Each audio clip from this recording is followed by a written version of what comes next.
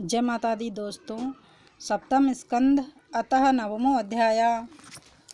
सूर्यवंशी राजाओं के वर्ण के क्रम में राजा ककुत्स, योनाश्व और मानधाता की कथा।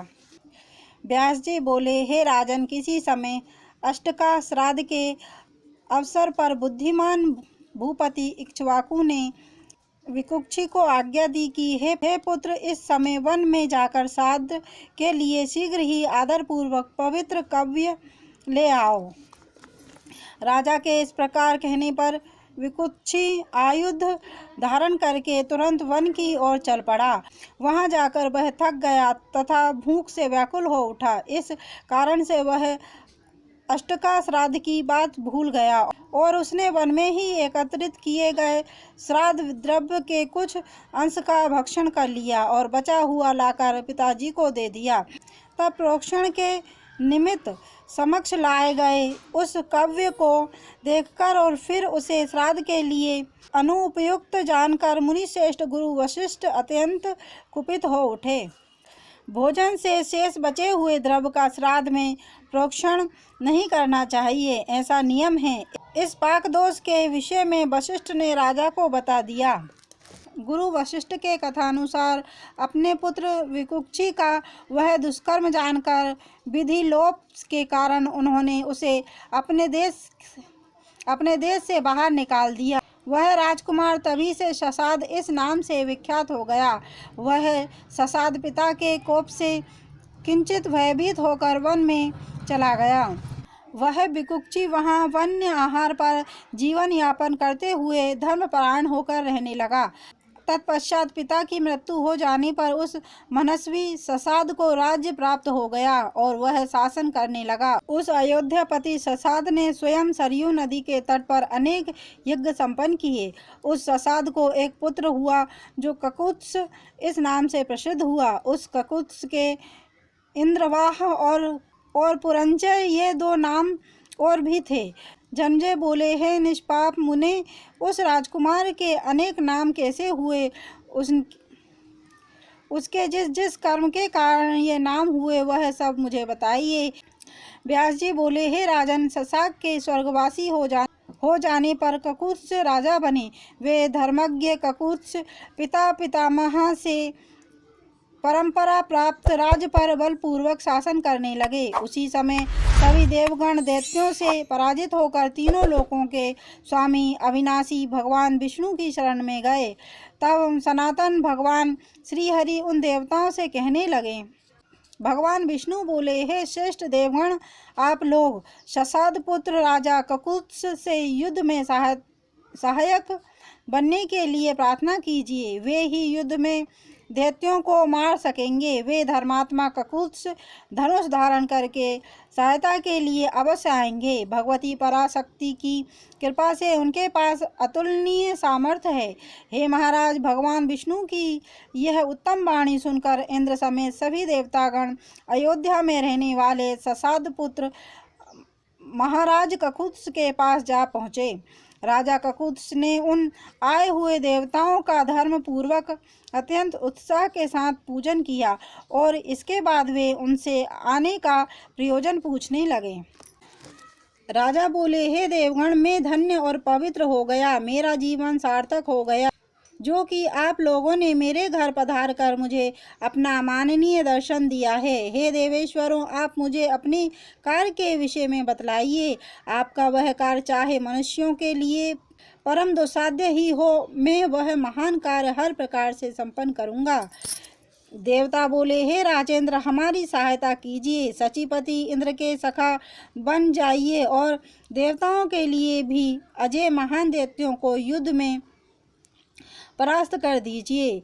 पराशक्ति जगदम्बा के अनुग्रह से आपके लिए कुछ भी दुर्लभ नहीं है। भगवान विष्णु के भेजने पर ही हम लोग आपके पास आए हैं।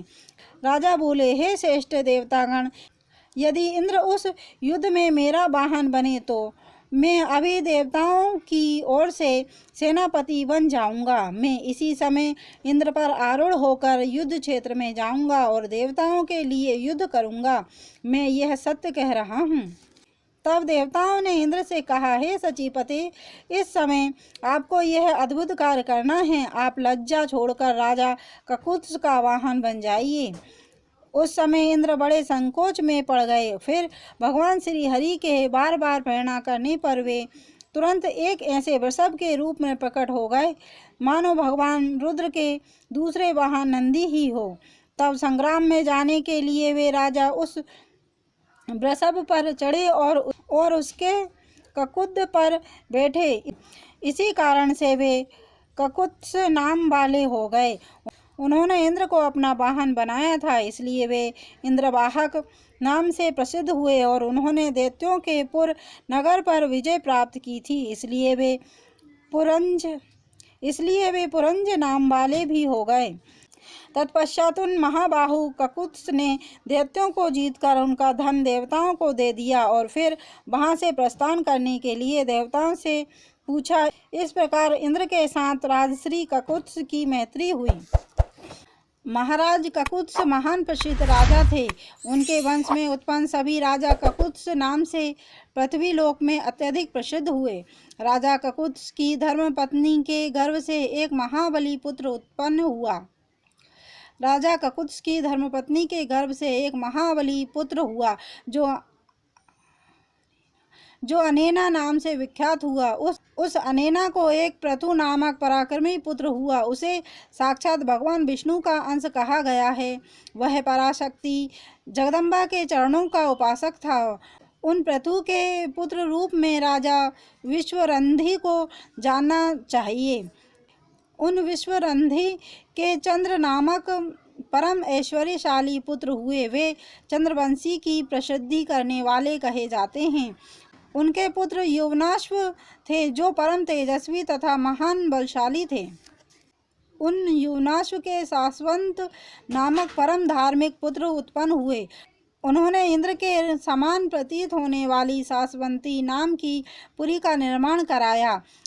उन महात्मा सासवत के बृहदस्व नामक पुत्र हुए और बृहदस्व के पुत्र राजा कुवलयाश्व हुए। उन कुवलयाश्व ने धुंध नामक दैत्य का संहार किया। तभी से उन्होंने पृथ्वी लोक में धुंधमार नाम से परम प्रसिद्धि प्राप्त की। उनके पुत्र दंडाश्व हुए। उन्होंने पृथ्वी की भली भांति रक्षा की। उन दंडाश्व के पुत्र श्रीमान हयश्व कहे गए हैं। उन हयश्व के निकुंभ नामक पुत्र कहे गए हैं। वे महान राजा हुए। निकुंभ के पुत्र वणहाश्व और उनके पुत्र कृशाश्व हुए। उन कृशाश्व के प्रसेनजीत नामक बलवान तथा सत्य प्रकर्मी पुत्र उत्पन्न हुए और प्रसेनजीत के एक भाग्यशाली पुत्र उत्पन्न हुए। वे यौवनाश्व इस नाम से प्रसिद्ध हुए। उन यौवनाश्व के पुत्र श्रीमान राजा मान्यधाता थे।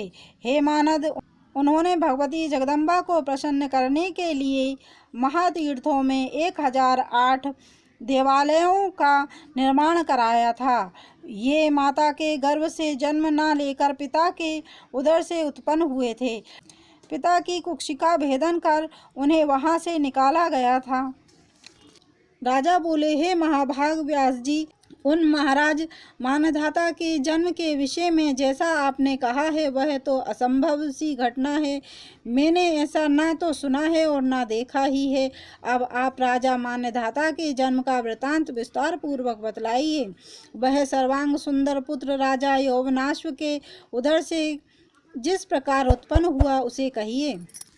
व्यास जी बोले, हे राजन, परम धर्मनिष्ठ राजा यौवनाश्व संतानहीन थे। उन महाराज की 100 रानियां थी, किंतु किसी से भी संतान न होने के कारण वे प्रायः चिंतित रहते और संतान के लिए नित्य सोच में पड़े रहते थे। अंत में अत्यंत दुखित होकर वे यौवनाश्व वन में चले गए। वहां ऋषियों के पवित्र आश्रम में रहते हुए वे महाराज यौवनाश्व सदा खिन्न रहते थे और व्यथित होकर सदा दीर्घ श्वास छोड़ते रहते थे। इसे वहां रहने वाले तपस्वी जन बराबर देखा करते थे। उन्हें इस प्रकार दुखित देखकर सभी विप्रों को उन पर दया आ गई। ब्राह्मणों ने उनसे पूछा, हे राजन, आप यह चिंता किस लिए कर रहे हैं? हे पार्थिव, आपको कौन सा कष्ट है? हे महाराज, आप अपने मन की बात सच सच बताइए। हम लोग हर तरह से आपका दुख दूर करने का उपाय करेंगे।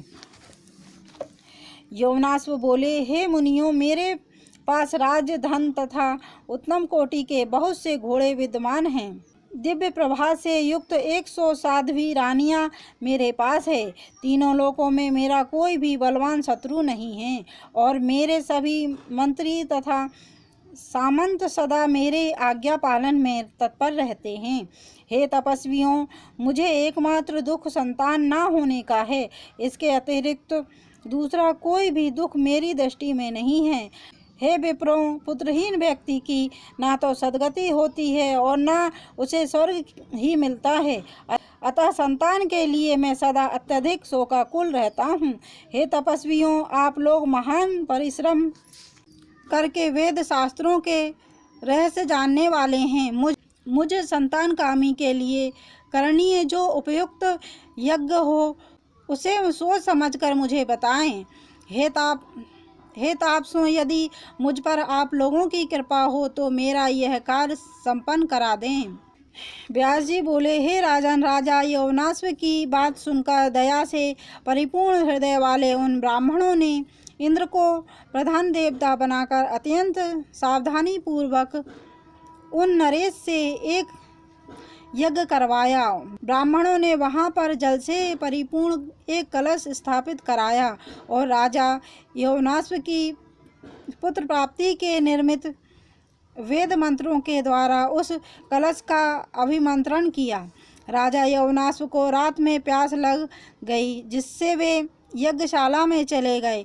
वहां कहीं भी जल ना देखकर तथा ब्राह्मणों को सोता हुआ देखकर उन्होंने कलश वाला अभिमंत्रित जल स्वयं ही पी लिया। हे निपश्रेष्ठ, प्यास से व्याकुल राजा यौवनाश्व ब्राह्मणों के द्वारा विधि पूर्वक अभिमंत्रित करके रानी के लिए रखे गए उस पवित्र जल को अज्ञानता पूर्वक पी गए। तत्पश्चात कलश को जल विहीन देखकर ब्राह्मण सशंकित हो गए। उन विप्रों ने राजा यौवनाश्व से पूछा कि इस जल को किसने पिया है? स्वयं राजा यौवनाश्व ने जल पिया है। इस बात को जानकर और देव सबसे बढ़कर बलवान होता है यह समझकर उन महर्षियों ने यज्ञ संपन्न किया और बाद में वे अपने अपने घर चले गए।